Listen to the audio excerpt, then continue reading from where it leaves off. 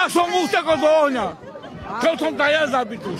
Nepôjde spať. Roman býva v skromnom príbytku len so svojou družkou Vierkou a chorou 86-ročnou svokrou. Deti nemali. Dvojica z domu ale odišla na oslavy a práve vtedy mala svokra do pece prikladať papiere. Ona dala do peca. Ja som jej raz vyrúčila, že ona je starosť, aby nepalila. Hovorí Romanová mama, ktorá býva hneď vedľa. Žena ju ale nepočúvala a priložila opäť. No a z príbytku ostali ruiny. Doňa som išiel dunka za bundu.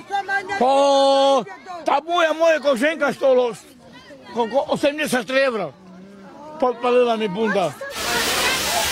Na lokalizáciu požiaru sme nasadili jeden vysoký tlak a jeden C prúd. No, potrebovali sme ochrániť vedľajšie stávajúce domy. No teda kto mi pomôže? Tu ľudia nikto, ani jeden. Romanovi pomoc okamžite ponúkla jeho mama. Tu ale rázne odmietol. Bojí sa, že ho príde pozrieť otec zo záhrobia. Do tejto nikdy tam nepôjdem. Prečo tam nepôjdete? Lebo to je od mŕtvy otec, čo môj otec zomrel. Nie, od dnešného dňa, on a ja, že by prišli pokom Savický pán pozdali, pozdajte ma pozor po Prade. Pôjdem vonku do letišky spať po Prade. Mama sa ale odbiť nedala, syna a nevestu nenechá v električke. Aspoň, že sa nikomu nič pri požiari nestalo a hasiči uchránili okolité príbytky. Z Veľkej Lomnice Zuzana Pojdincová, televízia Joj.